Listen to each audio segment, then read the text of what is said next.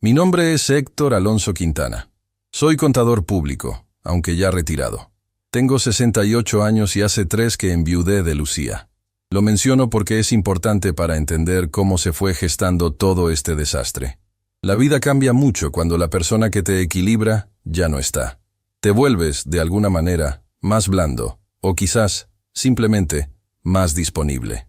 El punto central de esta historia ocurrió hace algunos meses, un jueves por la noche, en el restaurante Imperial Garden. Fue la noche en que mi yerno, Mauricio, pensó que había encontrado el momento y el lugar perfectos para darme una lección pública de humillación, justo delante de su familia, mientras me cargaba una cuenta monumental. Él creía que yo estaba distraído, que era un viejo fácil de manejar. Se equivocó de punta a punta. Nunca imaginó que yo había estado reuniendo cada pieza del rompecabezas durante meses, y que había llegado a esa cena con más información que él mismo. Pero antes de continuar con la historia, por favor haz clic en el botón de me gusta, suscríbete al canal y comenta desde dónde estás viendo. Tu ayuda es muy importante. Lucía y yo vivimos en Polanco casi 40 años. Cuando ella se fue, mi hija Renata y Mauricio, mi yerno, decidieron que lo mejor era que se mudaran a la casa conmigo. Según ellos, yo no podía estar solo. Al principio lo agradecí. La casa era grande, silenciosa. Su compañía mitigaba la soledad. Pero esa mitigación vino con un costo que tardé demasiado en reconocer: el respeto. Yo soy un hombre de rutina. Después de jubilarme, mi rutina se hizo más estricta. Café a las 7, revisar los mercados, leer el periódico y manejar mis cuentas con la precisión que siempre me exigí como contador. Pero con ellos en casa, las cosas empezaron a moverse. Mi estudio, antes mi santuario, comenzó a ser un lugar de paso. Los documentos se movían, las cosas desaparecían. Al principio eran tonterías, un lapicero, una carpeta. Luego fueron decisiones más grandes tomadas sin consultarme. Renata me empezó a llamar distraído con frecuencia. No era un apodo cariñoso, sino una etiqueta de descalificación. Si olvidaba la hora de una cita menor, si no encontraba las llaves que ellos mismos habían movido, ella sonreía, pero sus ojos decían que yo era una carga. Mauricio se sumó a esa dinámica, claro.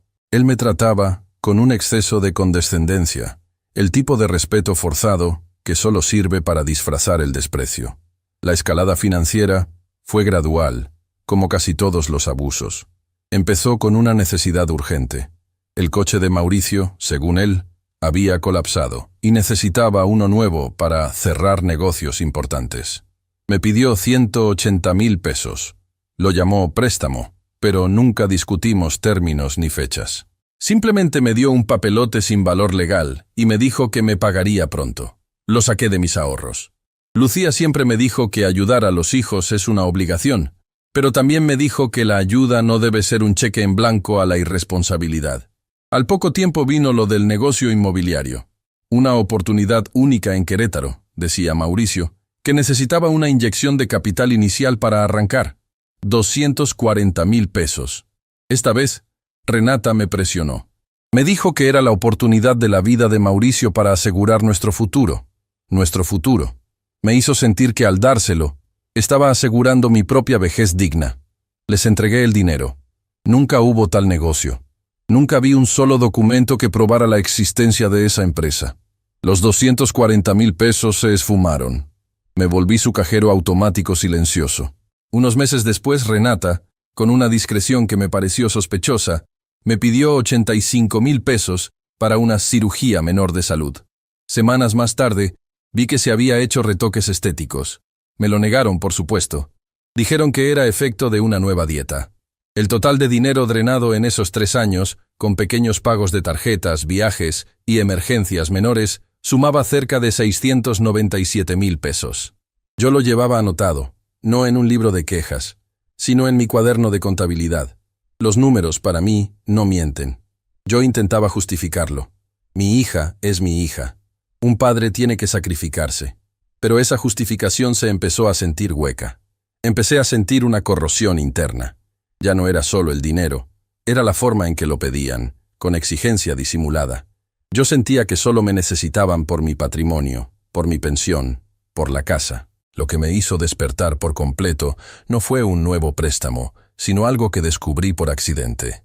Yo soy muy ordenado con mis papeles. Un día, a principios de año, estaba revisando los archivos viejos en mi estudio, buscando unas pólizas de seguro de la casa. Mauricio había estado usando mi escritorio mientras yo estaba en el doctor. Debajo de una pila de recibos de tintorería que él había dejado desordenados, encontré una hoja arrugada. No era un documento legal, sino un borrador escrito a mano, con números y flechas. Estaba planeando la forma de transferir la propiedad de mi casa de Polanco a nombre de Renata, o de venderla en el menor tiempo posible, argumentando que yo ya no estaba en plenas facultades mentales para administrarla. Mi casa, el lugar donde Lucía y yo criamos a Renata. El nido que, según la tasación reciente que yo había hecho discretamente, valía alrededor de 6.8 millones de pesos. Y ellos ya tenían un plan escrito para quitarme el único capital que me quedaba, el único lugar seguro que tenía. Eso me heló la sangre. No reaccioné de inmediato. Lo metí en un sobre y lo guardé en mi caja fuerte. Esa noche no dormí. Me di cuenta de que su condescendencia, sus cuidados y sus urgencias financieras no eran errores de juicio o irresponsabilidad. Eran una estrategia coordinada. A la mañana siguiente, no dije nada. Desayuné con ellos como si la noche anterior no hubiera descubierto un mapa para mi destrucción. Pero a partir de ese momento, empecé a observar de verdad. La prueba definitiva vino una semana después. Mauricio había dejado su teléfono cargando en la sala y se fue a la tienda. Sonó un mensaje y la pantalla se encendió. Instintivamente, o por la desconfianza que ya me carcomía, me acerqué. El mensaje era de Renata. ¿Le dijiste a tu mamá lo de Polanco? Necesitamos que el cajero automático no se dé cuenta de nada hasta que firmemos. El cajero automático. Así me llamaban. En ese momento, la tristeza dio paso a una calma fría. Ya no había espacio para la negación o la justificación. Había un plan, y mi dignidad estaba en juego. Yo soy un contador, no un detective, pero soy metódico. Y conocía a la persona perfecta, Ramón Salgado. Ramón fue investigador para la Fiscalía en los 80 y 90, antes de montar su propia agencia privada. Había sido cliente mío muchos años. Le conté la historia, desde el primer préstamo hasta el borrador del plan de venta de la casa. Le dije a Ramón que necesitaba pruebas irrefutables. Necesitaba que rastreara cada transferencia, cada supuesto negocio de Mauricio, cada mensaje. No quería confrontación, quería evidencia. Quería una auditoría forense de mi propia familia. Ramón trabajó con una eficiencia sorprendente. En menos de 2 meses, él me entregó un cuaderno con todos los detalles verificados.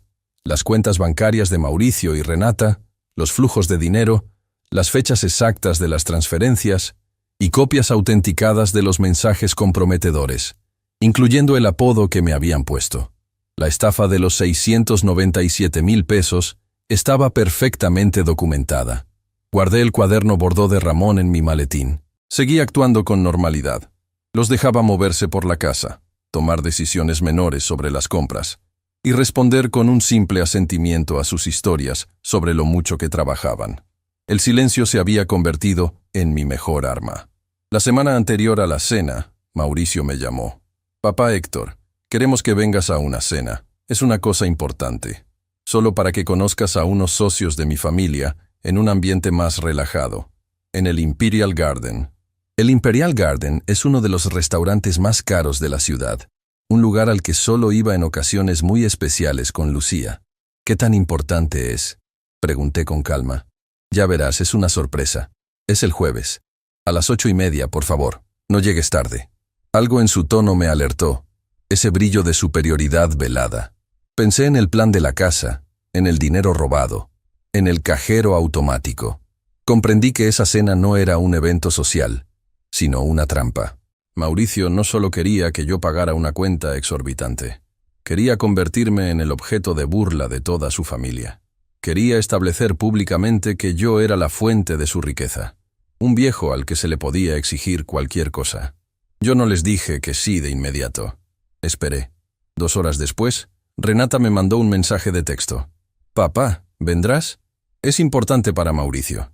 Sé puntual. 8:30 p.m. No queremos hacer esperar a Elvira».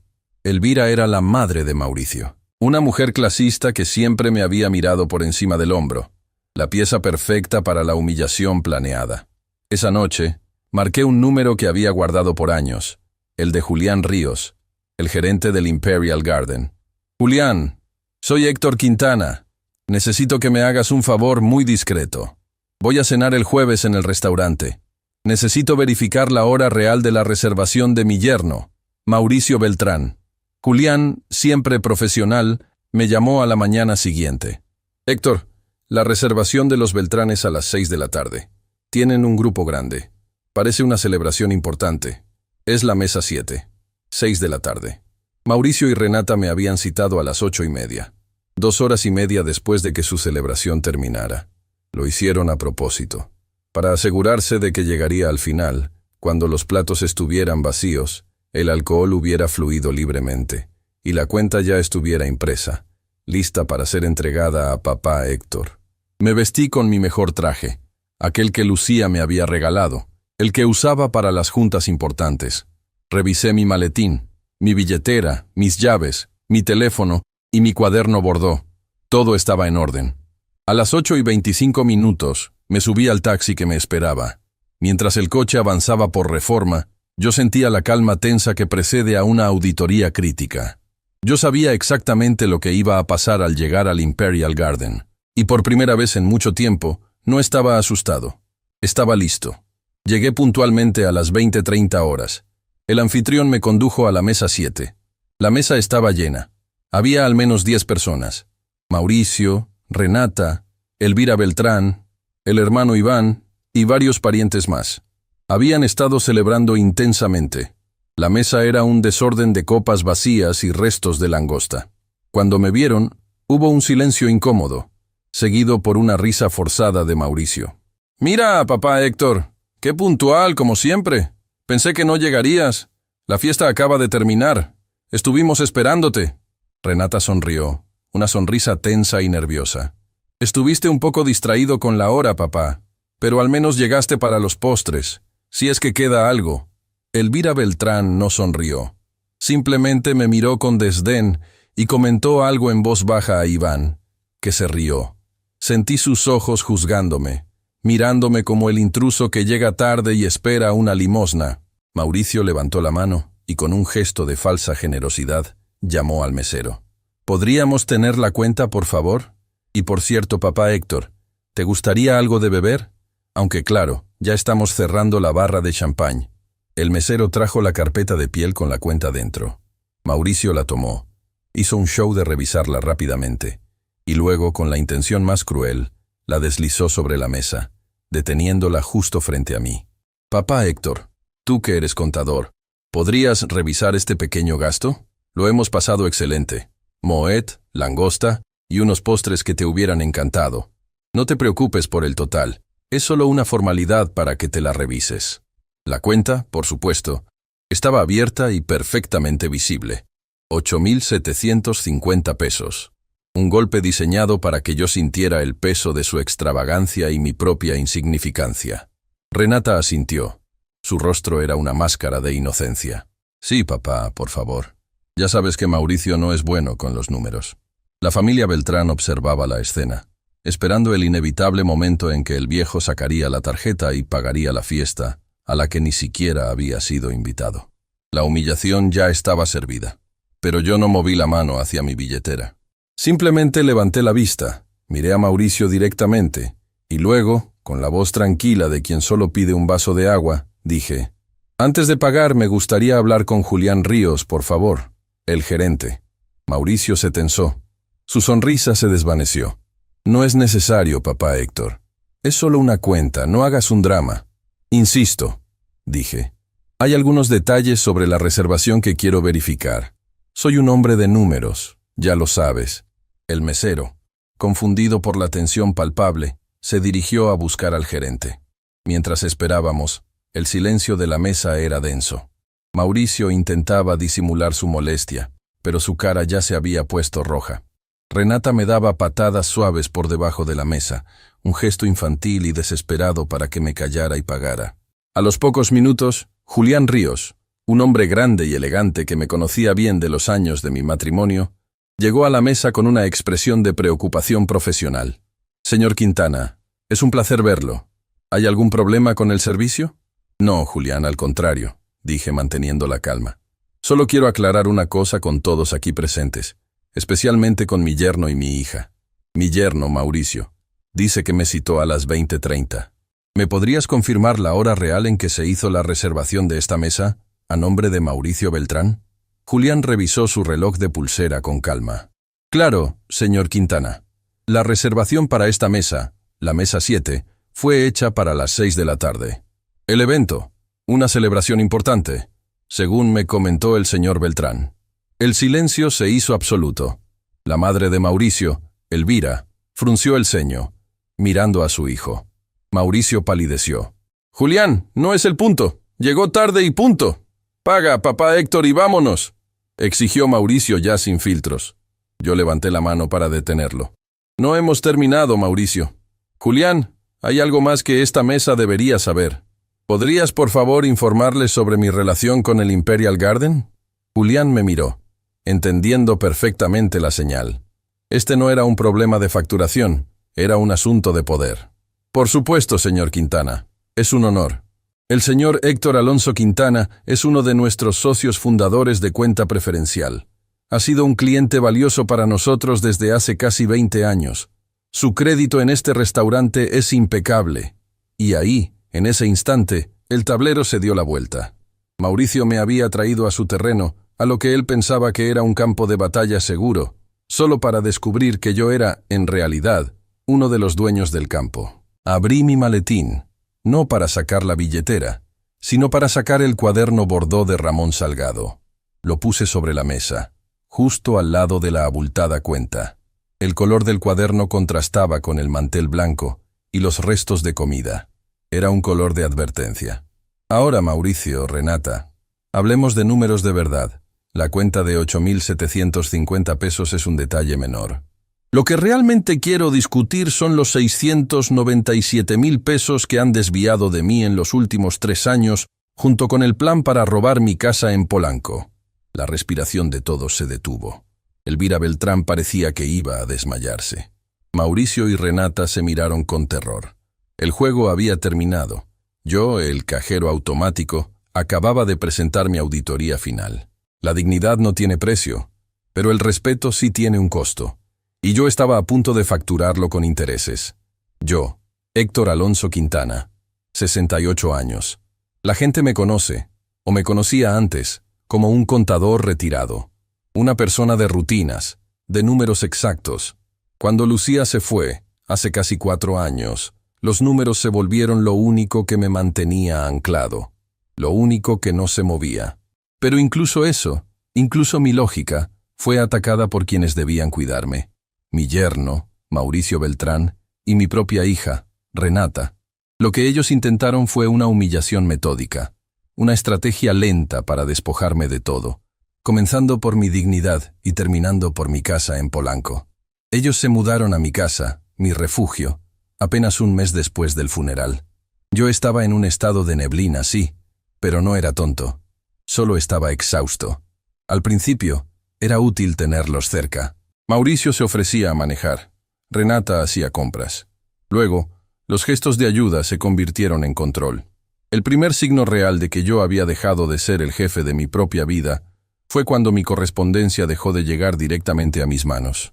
Yo siempre había manejado mis estados de cuenta bancarios con una precisión casi obsesiva.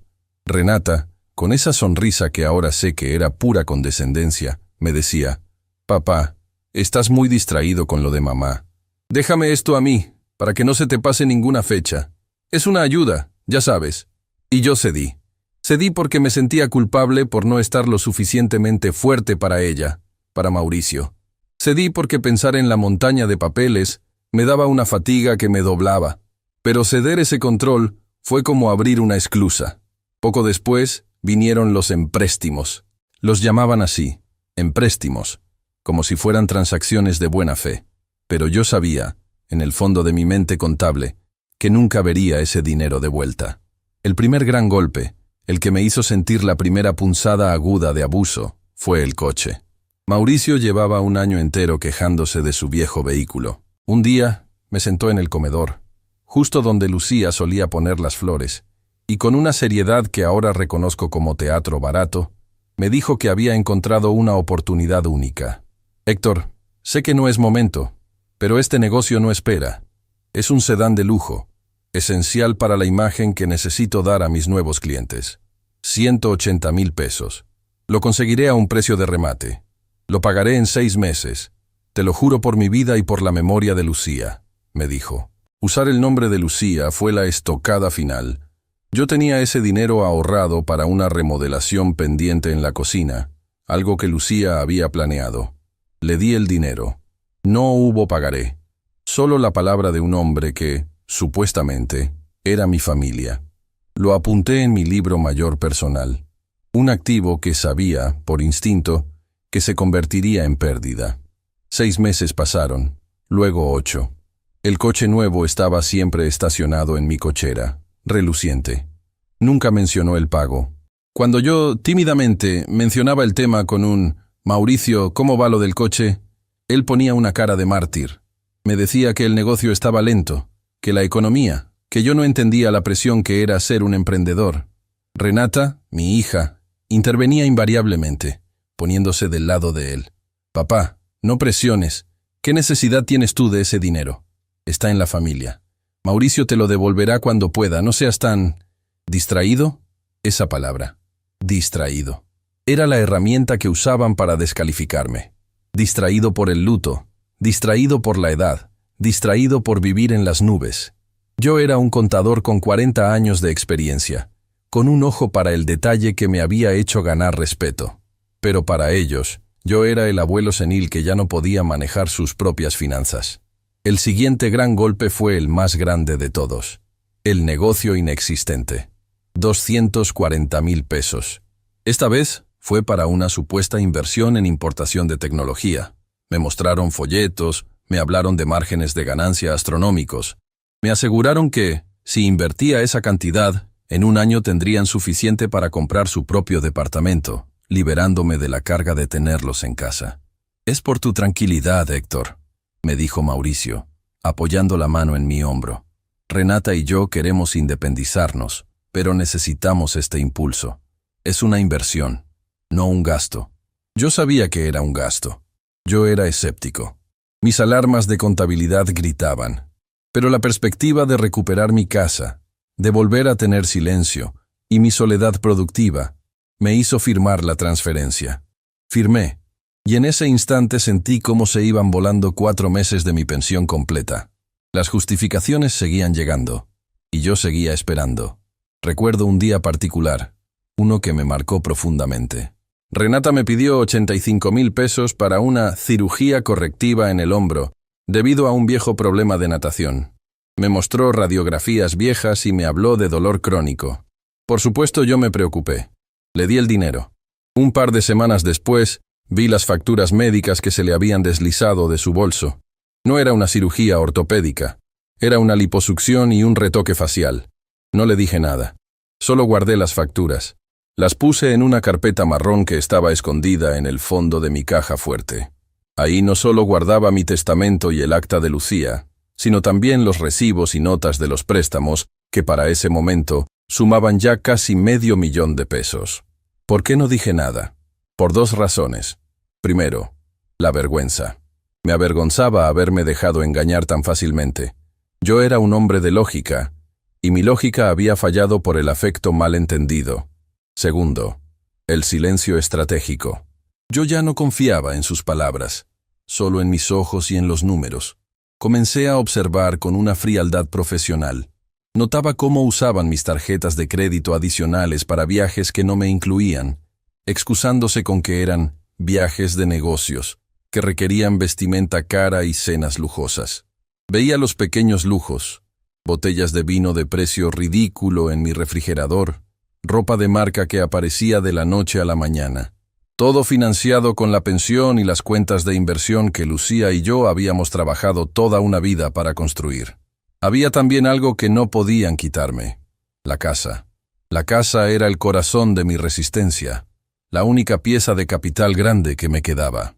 Ellos vivían bajo mi techo, en la colonia Polanco, en un barrio cuya seguridad y prestigio era lo que les permitía a Mauricio y a Renata mantener esa fachada de éxito. Yo sabía que si perdía esa casa, no solo perdía mi patrimonio, sino también mi identidad. El punto de inflexión no fue el dinero, aunque ya eran casi 700,000 pesos perdidos. El punto de inflexión fue la maldad desnuda que descubrí una tarde. Estaba yo en mi estudio, buscando un viejo contrato de arrendamiento para un vecino. Renata y Mauricio estaban de compras. Mi estudio siempre había sido mi santuario, pero ahora ellos lo usaban como oficina improvisada. Al mover una pila de revistas que Mauricio había dejado, vi algo que me hizo detener la respiración. Era un cuaderno de tapas bordó. No era mío. Era uno de esos cuadernos de apuntes que usan para juntas. Lo abrí, y lo que encontré no eran notas de negocios, sino una contabilidad paralela y un mapa de ruta para despojarme. En una página había una lista detallada de los montos que me habían sacado. 180K, auto, 240K, negocio, 85K, cirugía, y luego una serie de pequeños montos para viajes y gastos misceláneos, que sumaban con lápiz rojo 697,000 pesos. Debajo, 2 palabras escritas con la letra apresurada de Mauricio: cajero automático. Me levanté del asiento, sintiendo el frío en el pecho. No grité, no rompí nada. Yo era un contador. Mi reacción fue clasificar la información, no emocionalizarla. Pasé la página y entonces la estrategia se volvió aterradoramente clara. Había un diagrama que describía la venta de mi casa. Decía: Casa Polanco, valuación 6.8 millones, transferencia de titularidad vía donación asistida por incapacidad. Héctor, venta rápida, capital inicial para el negocio real de Iván. Mi hermano, Iván Beltrán, el hermano de Mauricio. El documento era un plan frío y calculado para declararme incapacitado, transferir la casa a nombre de Renata, venderla y usar el capital para financiar un negocio familiar para los Beltrán, dejándome a mí, supongo, en alguna residencia o en un apartamento minúsculo. Mi mano tembló, pero mi mente se volvió de acero. La humillación ya no era financiera, era existencial. No era solo que me estuvieran robando, era que me estaban borrando. Cerré el cuaderno bordó.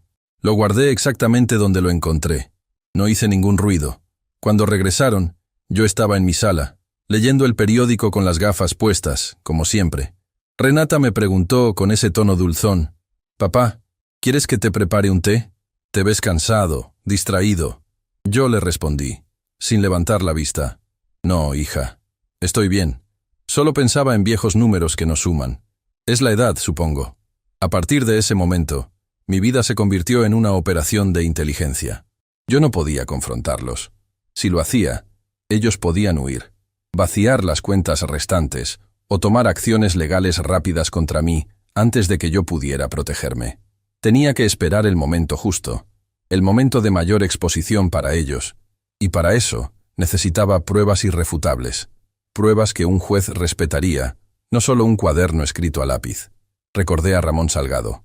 Ramón había sido un investigador en la Procuraduría con quien yo había trabajado en varios casos de fraude empresarial hace años. Él era un hombre silencioso, discreto y eficaz. Lo localicé a través de contactos antiguos. Le pedí una reunión urgente en un café lejos de mi colonia, muy discreto, en el sur de la ciudad. Cuando nos encontramos le entregué una copia de mi estado de cuenta bancario, el cuaderno bordó, que copié y luego volví a dejar en su lugar, y las facturas de la cirugía estética. «Ramón», le dije, «necesito que investigues 3 cosas. La existencia real del negocio de tecnología de Mauricio. 2. La autenticidad de las transacciones de mi cuenta en los últimos 3 años. Y 3. La relación financiera y legal entre Mauricio, Renata y la familia Beltrán, específicamente en lo que respecta a mi propiedad». Ramón, un hombre que no se sorprendía fácilmente, revisó los papeles. Su mirada se detuvo en el monto total de 697,000 pesos. Él solo me preguntó: «¿Ellos saben que usted sabe, contador Quintana?» «No», respondí. «Y si se lo imagina, estoy perdido. Necesito que actúes en total secreto. Soy invisible para ellos, y así quiero seguir siendo hasta que tengamos todo. Ramón comenzó su trabajo. Yo, mientras tanto, en casa, fingía mi rutina. Los veía usar mi cocina, mi sala, mis recursos. Los escuchaba hablar de sus planes futuros, de los viajes que harían cuando la casa se vendiera. Escuchar todo eso sin reaccionar requirió una disciplina que solo los años de la contabilidad me habían enseñado. La paciencia para esperar el cierre de ciclo. La fecha de la cena en el Imperial Garden, la supuesta fiesta de cumpleaños, se acercaba.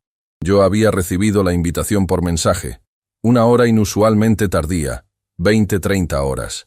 El mensaje de Mauricio decía: tarde para el brindis, pero justo para la cena, Héctor. Queremos que nos acompañes en el cierre de una noche especial. Vístete de gala, por favor. Yo no dudé ni por un segundo de que esa hora inusual no era un olvido. Era una trampa. Era una señal de que la humillación planeada para esa noche no sería sutil, sino financiera y social. Yo, el contador distraído, debía llegar tarde, justo a tiempo para que la celebración principal terminara y se presentara la factura. Una factura que, sin duda, sería exorbitante.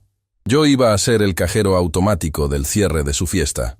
Lo que ellos no sabían era que Ramón Salgado había concluido su trabajo una semana antes de esa fatídica cena. Los documentos que él me entregó, y que yo cuidadosamente encuaderné en mi cuaderno bordó, confirmaban cada uno de mis temores. El negocio de tecnología no existía. Las transacciones eran puras transferencias a cuentas personales.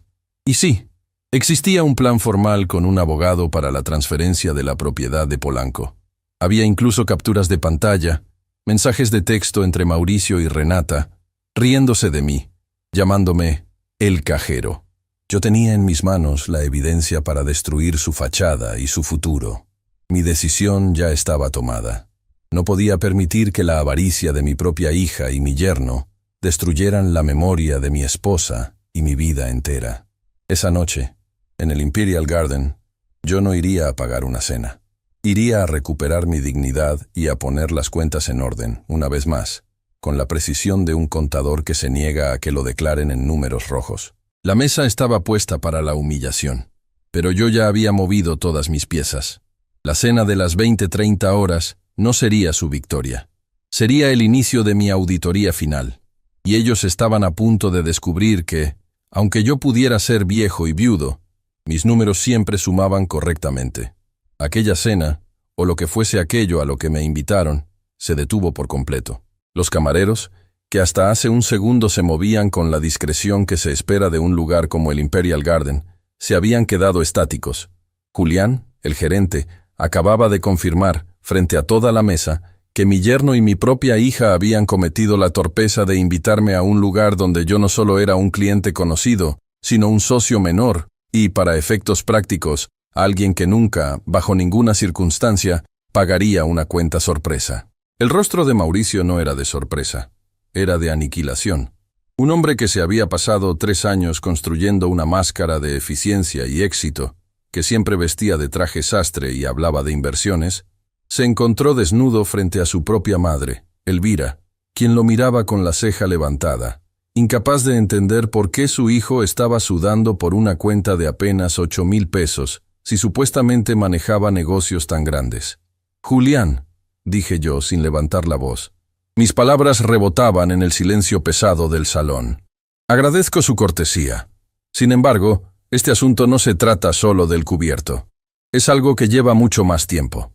Tomé mi servilleta de lino y la coloqué con cuidado sobre la mesa, junto al plato que nunca me permitieron tocar.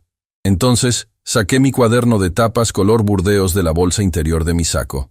Era un cuaderno viejo, que usé por años para la contabilidad, y el lomo estaba desgastado. Su peso en mis manos me recordaba las horas que pasé sentado en la oficina de Ramón Salgado, el detective, el ex investigador de fraudes bancarios que me ayudó a armar el expediente. Lo abrí. Las hojas estaban llenas de apuntes limpios, fechas, conceptos, transferencias y capturas de pantalla. No había lugar para la duda ni para la interpretación. Lo que yo iba a leer no eran acusaciones, eran hechos verificados, sellados y notariados. Mauricio intentó hablar, carraspeando. Papá Héctor, no entiendo qué haces. Estamos cenando. Es mi cumpleaños y estás con tus papeles de viejo. Su voz temblaba ligeramente, tratando de retomar el tono de burla condescendiente que había usado al llegar, pero le falló. No, Mauricio, respondí yo, mirando directamente las notas de Salgado. No estamos cenando. Ustedes terminaron de cenar hace rato y me citaron a las 8:30 solo para el momento de la cuenta. Y no es tu cumpleaños, lo sé muy bien. Renata, mi hija, intervino, con la voz aguda y molesta, la voz que siempre usaba cuando quería manipular una situación. Papá, ya. ¿De verdad, vas a armar un escándalo por un malentendido con la hora? ¡Qué vergüenza con la familia de Mau! La vergüenza era precisamente lo que yo quería que sintieran, pero no por la hora o la cuenta. Me enderecé en la silla, ignorando la queja de Renata, y me dirigí a toda la mesa, aunque mis ojos estaban fijos en mi yerno y mi hija. Ustedes, familia Beltrán, dije, señalando a Elvira y a Iván, el hermano de Mauricio, están siendo testigos de algo que no es un malentendido. Lo que están viendo es la culminación de un proceso que me tomó 3 meses de investigación, y que inició, de forma silenciosa, hace 3 años, justo cuando mi hija y mi yerno se mudaron a mi casa en Polanco y empezaron a pedirme dinero. Elvira Beltrán, la matriarca, una mujer de poses firmes que vestía joyas pesadas, se puso tensa. Iván, el hermano, empezó a mirar hacia la salida, como si quisiera desaparecer. En los últimos 3 años, continué, mi voz siendo apenas un murmullo que exigía atención. Ustedes, Renata y Mauricio, han desviado un total de 697,000 pesos de mis cuentas. No lo digo yo, lo dicen estos registros bancarios y las pruebas que recopiló el investigador. Empecé a leer las entradas, lentamente, dándole a cada número su peso exacto. El 18 de marzo, hace 2 años, préstamo urgente para que Mauricio invirtiera en un nuevo software contable. 180,000 pesos. Nunca existió ese software. Miré a Mauricio. Él negó con la cabeza frenéticamente. El pasado mes de septiembre. Un supuesto traspaso temporal para cubrir gastos de cierre de un negocio urgente. 240,000 pesos. En realidad, ese dinero se usó para pagar el enganche de un auto deportivo, que Mauricio luego revendió para generar liquidez para sus propias deudas. Tengo la factura de compra y venta del vehículo. La cara de Mauricio se volvió ceniza. 85,000 pesos el verano pasado. Dijiste, Renata, que era para una operación dental muy costosa que no cubría el seguro. El detective encontró las facturas. Era para una cirugía estética, no odontológica. Renata soltó un pequeño gemido de negación, pero la prueba era irrefutable. Eran detalles íntimos y vergonzosos que solo una investigación exhaustiva podría haber desenterrado. Mencioné luego los viajes a Cancún y Los Cabos, siempre justificados como viajes de trabajo y pagados con mis tarjetas de crédito, bajo la promesa de que luego te lo deposito, depósitos que nunca llegaron. Los montos menores, las tarjetas de débito que supuestamente se mezclaron con las mías, sumaban más de 100,000 pesos extra. No es la cantidad total lo que importa, expliqué, cerrando el cuaderno con un golpe seco que resonó en el silencio. Es la sistematicidad, es la mentira. Mauricio finalmente encontró su voz, pero estaba rota. Estás loco, Héctor. Todo eso fueron préstamos. Te íbamos a pagar. Eres mi suegro, soy tu familia, así se hacen las cosas. No, Mauricio, repliqué. Eso no es familia. Eso es abuso de confianza agravado. Y sé exactamente qué piensas de mí cuando no estoy presente. Saqué de mi saco no solo el cuaderno, sino un pequeño fajo de impresiones dobladas. Eran capturas de pantalla que Ramón Salgado había recuperado de los teléfonos del matrimonio, obtenidas legalmente a través de un proceso que se había iniciado semanas antes. Aquí tengo las conversaciones, dije, desdoblándolas. Mensajes de WhatsApp entre ustedes, discutiendo sus finanzas. Aquí, Renata, donde le dices a tu marido, tranquilo, si falta algo, el cajero automático siempre está encendido. Y aquí, Mauricio, donde me llamas el viejo tonto que nunca revisa los estados de cuenta. La atmósfera alrededor de la mesa se había congelado. Elvira Beltrán se cubrió la boca con la mano, no por pudor, sino por el shock de ver a su hijo expuesto como un estafador mezquino. Iván se levantó de su asiento, mirando al piso, intentando hacerse invisible. El escrutinio de la mesa se había movido de mí, el supuesto distraído y pobre viejo, hacia la pareja que ahora estaba visiblemente temblando. Pero el dinero era el prólogo. La casa era el verdadero golpe. Sin embargo, continué, asegurándome de que el tono de mi voz no transmitiera placer, solo certeza. Lo que me trajo aquí esta noche no fueron los casi 700,000 pesos robados en 3 años, sino lo que descubrí hace un mes. Lo que ustedes planearon hacer con la casa que me dejó Lucía, la casa donde crié a mi hija y la única herencia que tengo. Saqué la última página del expediente. Era un plan de acción escrito en una hoja de Excel, encontrado en la computadora de Mauricio. Aquí dice claramente, Proyecto Polanco Venta Rápida. Un plan detallado para manipular la transferencia de propiedad y luego vender mi casa, tasada en 6.8 millones de pesos, usando un poder notarial que me harían firmar bajo engaño. Planeaban ponerme en un asilo, o en palabras textuales, reubicar al viejo, y luego vaciar el inmueble y repartirse el dinero para saldar deudas y comprarse un departamento de lujo en La Condesa. Renata rompió a llorar, un llanto estridente que, de nuevo, no sonaba a arrepentimiento, sino a pánico de ser descubierta. Eso es mentira, papá. Es un borrador, no lo íbamos a hacer. El investigador tiene fechas, notarios contactados y conversaciones de que la fecha límite para la venta era antes de que terminara este año. Ya estaba en marcha, Renata. Esto no es un borrador, es un crimen planeado, afirmé, mirando el reloj de mi muñeca. Ya no importaba la hora, sino el tiempo que me quedaba para ejecutar la acción. Llegó el momento de la verdad, el ultimátum que había practicado en mi mente por semanas. Me dirigí primero al gerente, Julián Ríos, que observaba todo desde una distancia prudente pero atenta. Julián, por favor, procesa la cuenta de esta mesa. Julián asintió, se acercó a la mesa y tomó la pequeña libreta donde se registraban los pedidos caros. Mauricio intentó interceptarlo. No, yo pago, Julián. ¡Yo pago!, gritó Mauricio, sacando su cartera con desesperación. El mismo hombre que minutos antes se regocijaba en que yo fuera quien pagara. Lo siento, señor Beltrán, intervino Julián con voz profesional. La instrucción del señor Quintana es que la cuenta debe ser pagada por los responsables de la reserva original, con fondos propios. La casa no va a cubrir esto. Entonces di la instrucción final. Me dirigí a Renata y Mauricio, mi voz fría, más de contador que de padre. Esta es la situación. 3 puntos, innegociables. Primero, van a pagar la cuenta total de esta cena, ahora, con su propio dinero, y deben hacerlo inmediatamente. Segundo, ustedes tienen exactamente 48 horas para desalojar mi casa en Polanco.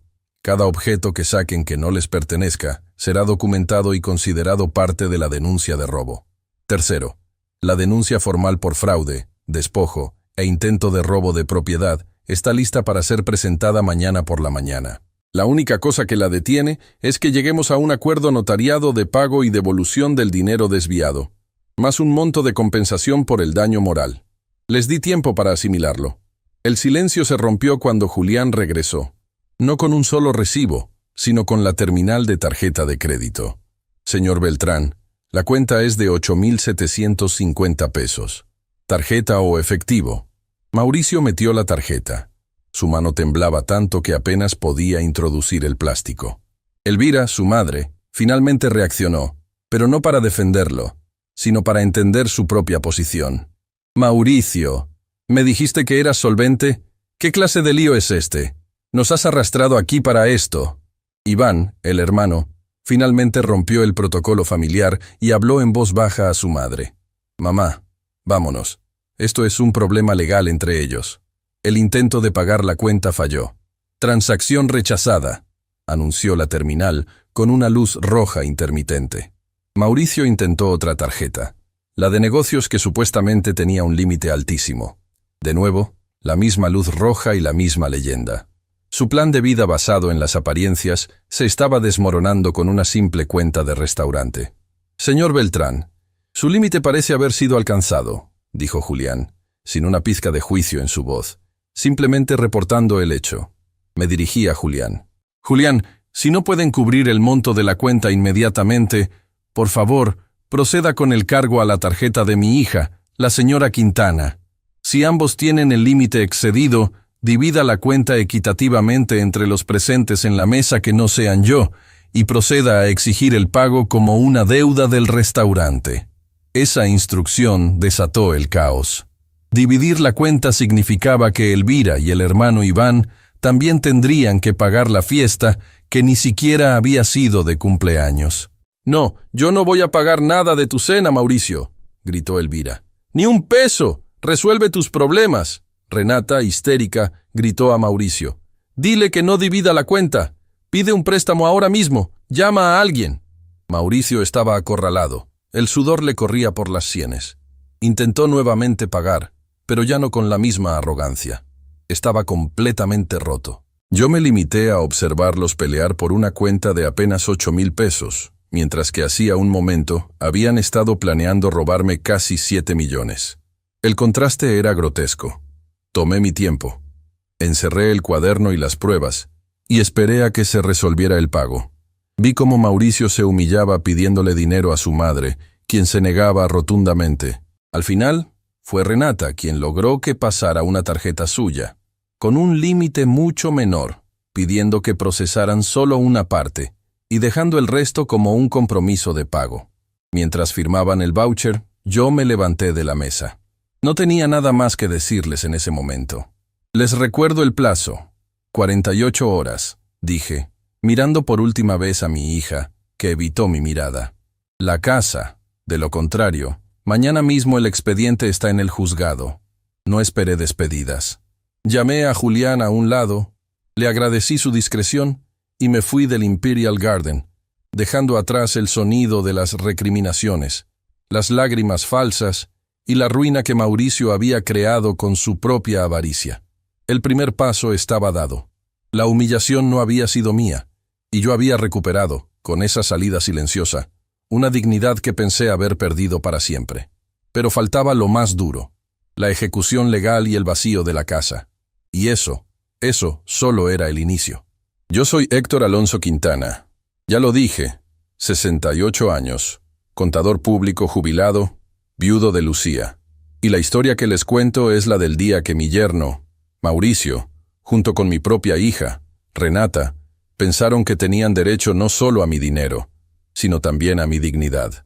Ellos habían organizado una cena en el Imperial Garden, supuestamente para celebrar algo, pero el verdadero plan era dejarme plantado, avergonzarme delante de la familia de él, y que yo llegara justo a tiempo para pagar la cuenta de una fiesta que no era mía, una cuenta obscena de casi 9,000 pesos que incluía champaña Moet y langosta. Cuando llegué, el comedor estaba lleno, el murmullo de la gente era denso, pero la mesa grande que me señalaron era la única que tenía un vacío incómodo, el vacío que yo debía llenar como el tonto que paga.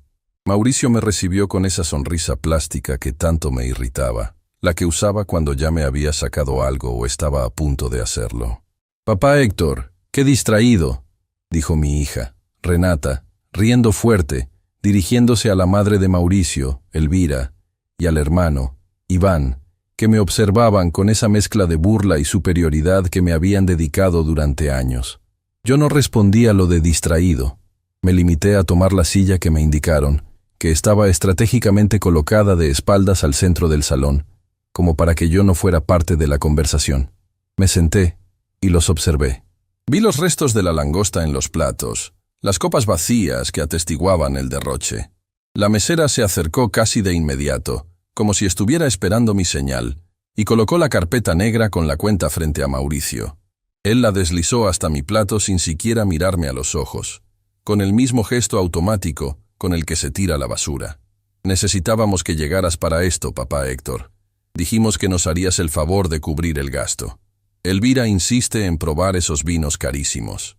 Elvira, la madre de Mauricio, solo asintió, encogiéndose de hombros, como si mi dinero fuera el fondo comunitario del que se servían. Yo tomé la carpeta negra, la abrí y vi la cifra. 8,750 pesos. Era una cantidad que, para mí, significaba una semana de gastos esenciales. Para ellos, era el precio de una broma. No me alteré. Si había algo que la contabilidad y los 40 años en el ramo me habían enseñado, Era a ver los números sin emoción. La furia es cara. El cálculo es gratis. ¿A qué hora fue la reservación, Mauricio? Pregunté con la voz baja, casi inaudible sobre el ruido del restaurante. Mauricio se inclinó, divertido. Ay, papá Héctor, ¿ya ves? Tan distraído. A las 6:30. No importa. Lo bueno es que ya estás aquí para el postre. Y para saldar esto. Yo asentí lentamente, cerrando la carpeta. Levanté la mano y llamé a uno de los meseros. Le pregunté si el señor Julián Ríos, el gerente, estaba disponible. La mesa se quedó en un silencio tenso. Elvira me miró con reproche, como si mi pregunta interrumpiera su digestión. El gerente, Julián, llegó a los pocos minutos. Era un hombre joven, de unos 40 años, que había heredado el puesto de su padre, un viejo amigo mío de la época en que yo asesoraba a muchos empresarios del centro. Cuando me vio, su expresión cambió de la formalidad profesional a una sorpresa genuina. Señor Quintana, qué gusto verlo. No sabía que estaba en el salón. Julián, un placer verte también. Le señalé la mesa, que ya estaba completamente inmóvil, expectante. Mauricio y Renata se miraban, confundidos por mi familiaridad con el gerente. Tengo un par de preguntas rápidas para ti, Julián. Mi tono seguía siendo suave, profesional, el mismo que usaba en las auditorías difíciles. Dígame, señor Quintana, la reservación a nombre de Beltrán o Quintana, ¿a qué hora exacta estaba programada? Julián, sin titubear, revisó su reloj de pulsera y luego miró hacia una tableta que llevaba. Permítame un momento. Ah, sí, la mesa para 12 personas. Reservación confirmada a las 18:00 horas, señor Quintana. Usted llegó a las 20:30. Renata intervino rápidamente, su voz aguda. Ya lo ves, papá. Te lo dije. Llegaste 2 horas y media tarde. Levanté la mano para silenciarla, sin despegar la mirada de Julián. Entendido. Y otra cosa, Julián. Por casualidad, mi cuenta preferencial aquí en el Imperial Garden, ¿sigue activa? Julián sonrió, una sonrisa genuina de respeto. Por supuesto, señor Quintana. Usted es socio fundador de esta casa. Tiene la cuenta preferencial activa, la número 004. Siempre. En ese momento, la atmósfera en la mesa colapsó. Elvira, que momentos antes me veía con desprecio, se enderezó. Mauricio se puso rígido. Ellos me conocían como el papá Héctor que vive en Polanco y paga todo, no como un socio de un restaurante de ese nivel. Yo le agradecí a Julián y él se retiró discretamente, pero no sin antes dar una orden silenciosa a un mesero para que se mantuviera cerca. Cuando el gerente se fue, saqué de mi bolsillo interior el cuaderno bordó de pasta dura. El mismo cuaderno donde, durante años, había llevado las cuentas de mi jubilación y los registros de los gastos esenciales. Desde que Lucía murió, era mi único confidente financiero. Lo abrí en la página marcada con un separador rojo y lo coloqué sobre la mesa, justo al lado de la cuenta de 8,750 pesos. Están en lo cierto. Llegué tarde, porque a diferencia de ustedes, yo no venía a celebrar, venía a una cita. Hice una pausa. La familia de Mauricio no entendía. Mauricio y Renata, sin embargo, comenzaron a palidecer, reconociendo quizás el color del cuaderno. Esta noche, ustedes prepararon un gasto de 8,750 pesos para que yo lo cubriera. Una humillación final y cara. Pero la realidad es que esa cifra es insignificante comparada con lo que ustedes ya me han robado. Fueron directamente a la palabra. Yo no utilicé pedidos, favores o préstamos. Utilicé la palabra precisa, robar. Abrí la libreta. Empecé a leer con la misma calma con la que leía un balance general. En los últimos 3 años, utilicé los servicios de un ex investigador de fraudes bancarios, Ramón Salgado. Las pruebas están aquí, anexas a este registro. Vamos por partes. Mi voz no subió ni un decibel, pero llenó el espacio de una autoridad que ellos no conocían. Empecemos con el automóvil que Mauricio supuestamente necesitaba para su negocio en expansión. Un vehículo que costó 180,000 pesos. Yo lo pagué directamente a la agencia, a plazos. La prueba que me entregó Ramón es que ese vehículo está registrado a nombre de una empresa ficticia que fue disuelta hace 6 meses y que ustedes lo vendieron a un particular en Cuernavaca por 150,000 pesos, embolsándose el dinero sin informarme que el negocio había colapsado. Mauricio intentó hablar. un balbuceo nervioso. Papá Héctor, eso no es así. Fue un mal... Cállate, Mauricio, dije, cortándolo con una mirada. No era un ruego, era una orden. Él se quedó en silencio, temblando. Continué. Segundo punto. Los 240.000 pesos que me pidieron para capital inicial de ese mismo negocio que nunca existió, desviados a una cuenta de inversiones en un banco privado. Esos 240.000 pesos fueron utilizados, según los extractos, para cubrir sus gastos de viaje a Europa el año pasado. El viaje que me dijeron que habían ganado en un concurso. Renata llevó la mano a la boca, sus ojos llenos de pánico. Tercero, Renata. Los 85.000 pesos para lo que llamaron la cirugía de emergencia en la rodilla, de mi nieta. La niña ni siquiera sabe que tiene una rodilla. Las transferencias, hechas a un consultorio privado, fueron para una cirugía estética que buscaba modificar su perfil. Aquí tengo las copias de las facturas con el concepto real. Elvira, la madre de Mauricio, miró a su nuera con horror. Ella, que había sido cómplice silenciosa de la burla, ahora era testigo de una mentira mucho más grave. Eso suma ya 505.000 pesos. Súmenle los pagos constantes de tarjetas de crédito que ustedes me pedían cubrir por emergencias, las vacaciones, los muebles de diseñador que están en mi casa. El total documentado que tengo aquí, con fechas, transferencias y recibos firmados por ustedes, asciende a 697.000 pesos mexicanos exactos, casi 700.000 pesos que ustedes consideraron su derecho a tomar de mi jubilación. El aire se hizo denso. El resto de la familia de Mauricio se alejó un poco de la mesa, incómodos.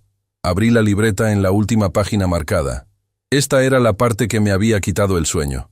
No el dinero, sino la traición de mi propia carne.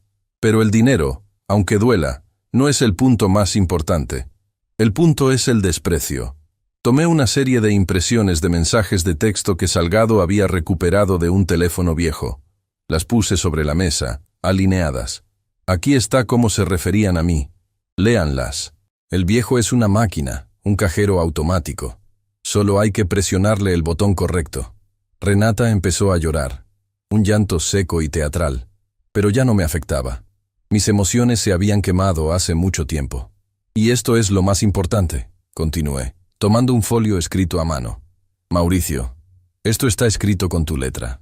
El plan completo para solicitar un crédito hipotecario inverso a mi nombre, aprovechando que me harían firmar unos papeles para transferir la propiedad de mi casa en Polanco, valorada en 6.8 millones de pesos, a un fideicomiso, y luego venderla cuando yo ya no estuviera. El silencio en la mesa fue absoluto. El plan final. Me habían puesto una fecha de caducidad y un precio. Cerré el cuaderno bordó. El sonido fue pequeño, pero final. Escúchenme bien, los dos. Mi mirada estaba clavada en Mauricio, quien estaba lívido. El juego terminó. La fiesta terminó. Me incliné sobre la mesa y mi voz se endureció, aunque seguía siendo contenida. La cuenta de 8.750 pesos la pagan ahora, con su propio dinero. Segundo, ustedes dos desalojan mi casa en Polanco. Tienen exactamente 48 horas para sacar sus pertenencias y las de mi nieta. Si siguen ahí el miércoles por la mañana, intervendrá la autoridad. Y tercero, enfrentarán una demanda civil y penal por el desfalco de los 697.000 pesos, además de la conspiración para la venta de la propiedad.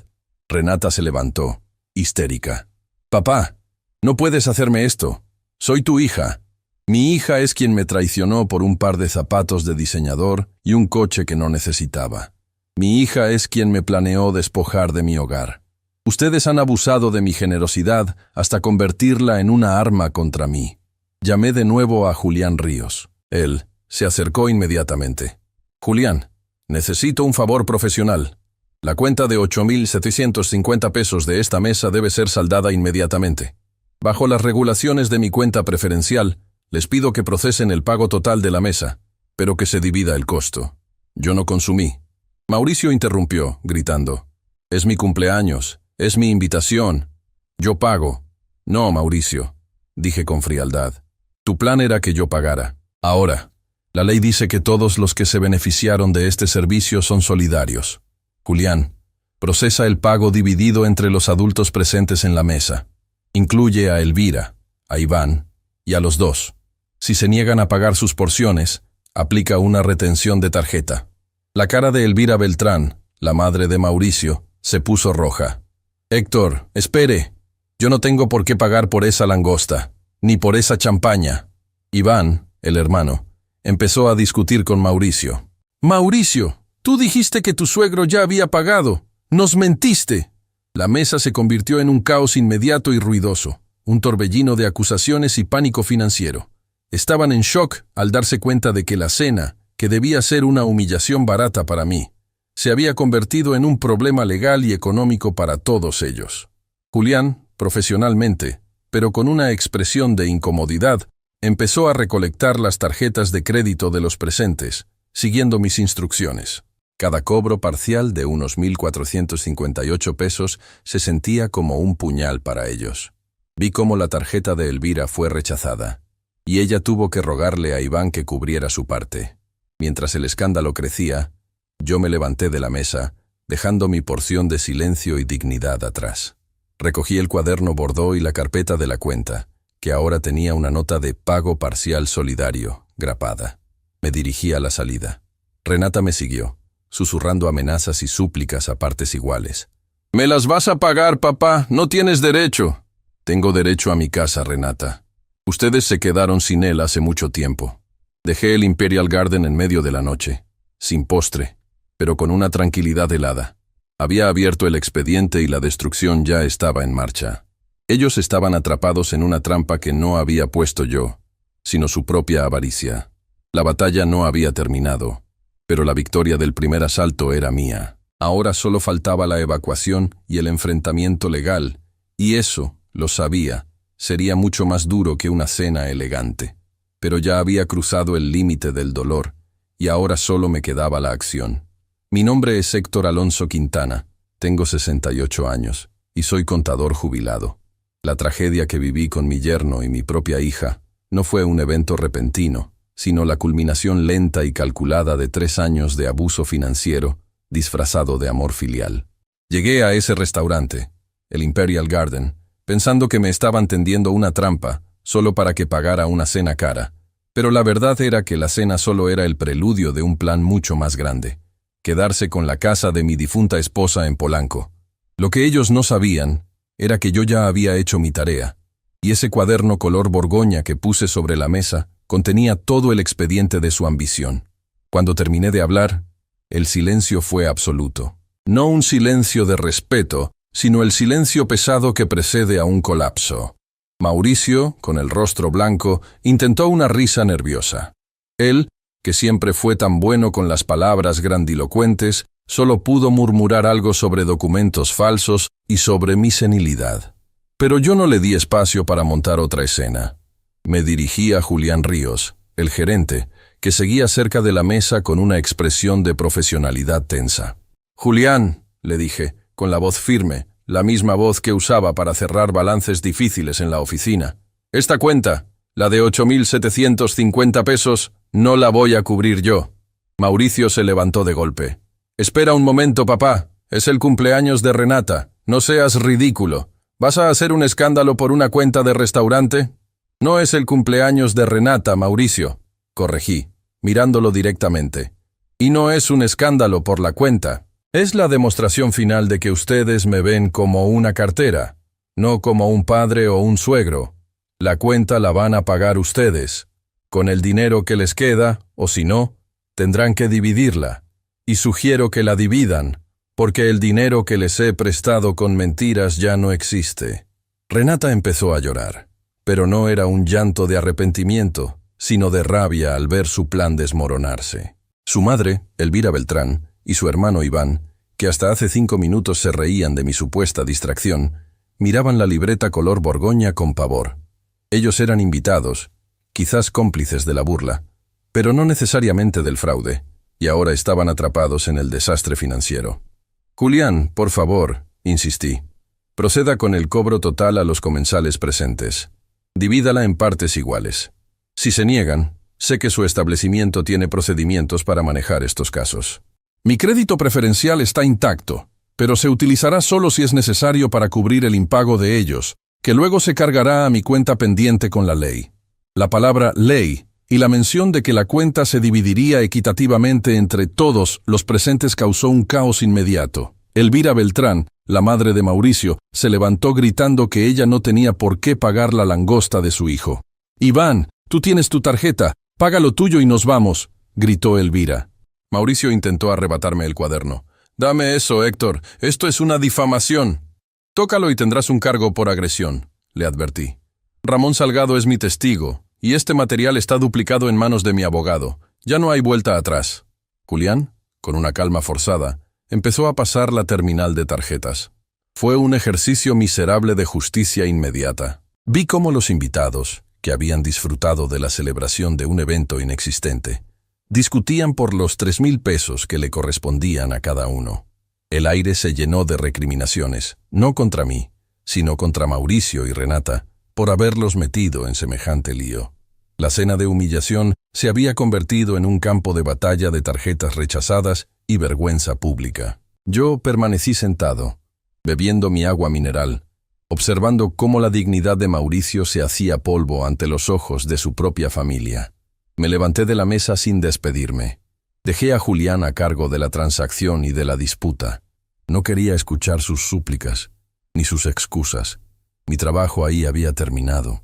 La humillación que habían planeado para mí esa noche, llegándome tarde para hacerme pagar y reírse de mi despiste, se les había revertido con la fuerza de un tsunami financiero y social. Cuando llegué a la casa en Polanco, aún estaba en silencio. La noche era oscura. No esperé a que volvieran. Llamé a mi abogado, que ya estaba avisado, y activé la orden de restricción de acceso. A la mañana siguiente, no me sorprendió encontrar a Renata histérica al teléfono. «Papá, no podemos entrar. Cambiaron las cerraduras. ¿Qué hiciste?» «Lo que dije que haría, Renata», respondí con un tono de voz monótono. «El desalojo está en proceso. Tienen hasta mañana a las 8 de la noche para retirar sus pertenencias personales. La casa está embargada provisionalmente bajo mi nombre mientras se resuelven las acciones legales por fraude». Ella amenazó con llamar a la policía. Le dije que lo hiciera. «La policía te mostrará las pruebas que tengo. Y si intentas forzar la entrada, enfrentarás un cargo penal por allanamiento». Hubo un silencio del otro lado de la línea. Era la primera vez en años que Renata no tenía una respuesta, una excusa o una lágrima de cocodrilo lista para usar. La realidad del desastre la había golpeado. Las 48 horas se cumplieron.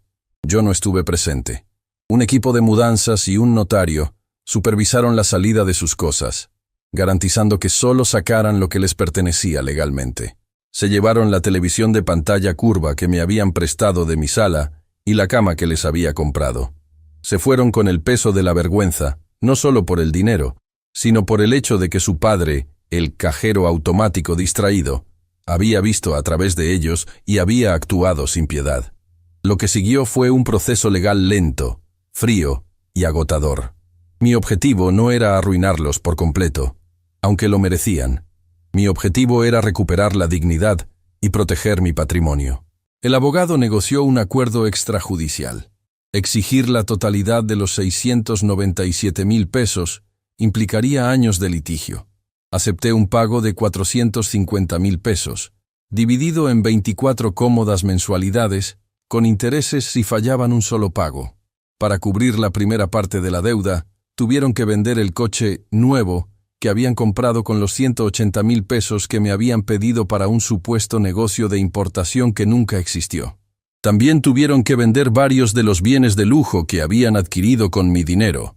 Vi las fotos en el expediente legal, relojes, bolsas caras que Renata se había comprado y la liquidación de la tarjeta que les había dado para emergencias. Mauricio y Renata se mudaron a un departamento pequeño, a las afueras. Su caída fue visible para todos, incluyendo la familia de Mauricio, que se había distanciado tras el incidente del restaurante y la exposición de su avaricia. El acuerdo de pago se firmó. Yo recuperé el control total de mi casa y de mis cuentas. La paz que sentí no fue de victoria, sino de alivio profundo, como si me hubieran quitado una piedra pesada del pecho. Unos meses después, cuando ya habían realizado el tercer pago religiosamente, hubo un último contacto. No fue una llamada, fue una carta, parte de la documentación legal que se requería. Era una confesión firmada por Mauricio, como requisito para aligerar la carga de un fraude menor que había cometido contra un proveedor.